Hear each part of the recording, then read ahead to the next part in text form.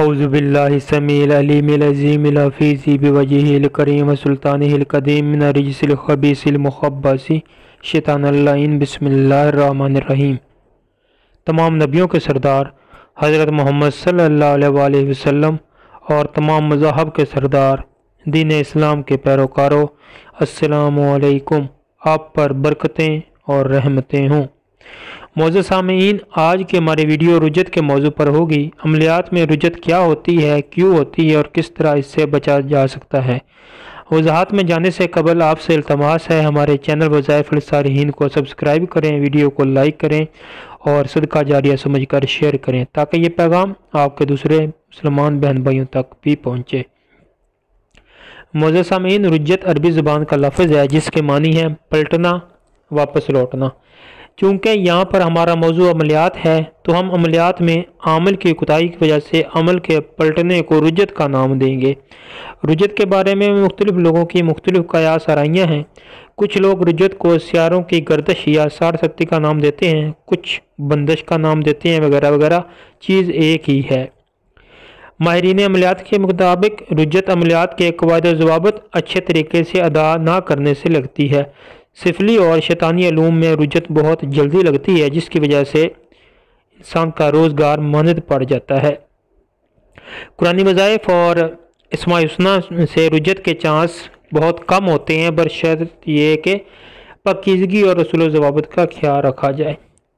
ایسے اعمال جو باموکل ہوتے ہیں رجت لگتی ہے۔ تسخیر کے عملیات، حب و بغض کے عملیات میں رجت کا بہت خطرہ ہوتا ہے، اس لیے ایسے عملیات ہمیشہ اپنے استاد اور گرو کی اجازت اور رہنمائی میں کرنے چاہیے، کیونکہ رجت ہوتی ہے تو بندے کے سارے کام رک جاتے ہیں، ہر کام الٹا پڑتا ہے اور رجت کا توڑ جو ہے بعد میں مشکل ہو جاتا ہے۔ عمل حضرات اس کے توڑ کے ہزاروں روپے وصول کرتے ہیں۔ اگر آپ چند ایک باتوں کا خیال رکھیں تو رجت سے بچ سکتے ہیں۔ رجت کن چیزوں سے لگتی ہے میں آپ کی نظر کروں گا۔ ایسے عملیات جو غیر اخلاقی ہوں یعنی سفلی علوم یا بندش کے علوم، ان سے رجت تیزی سے لگتی ہے۔ جو لوگ شیاطین کی حاضری کرنے کا شوق رکھتے ہیں ان کو بھی رجت لگنے کا بہت خطرہ ہوتا ہے۔ اگر آپ کے عمل کرنے کی جگہ سیبی ہو تو آپ کا عمل ناکام ہوگا، عمل ناکام ہوگا تو رجت لازمی لگے گی۔ اگر غیر اسیبی ہو تو بھی رجت لگنے کا خطرہ ہوتا ہے۔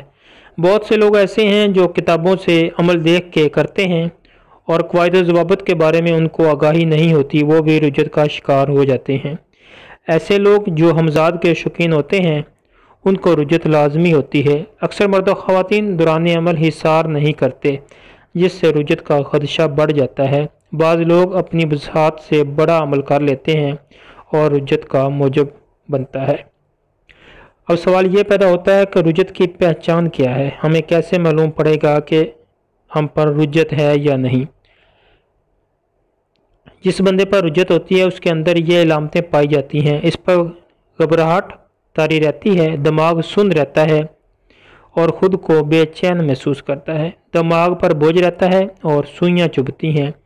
ایسے شخص کو نیند میں جھٹکے لگتے ہیں، ڈراؤنے خواب آتے ہیں، خواب میں خود کو تنگ جگہ اور گھٹی ہوئی جگہ پر دکھتا ہے، یا پھر بعض اوقات ایسا ہوتا ہے کہ ہر طرف پانی نظر آتا ہے۔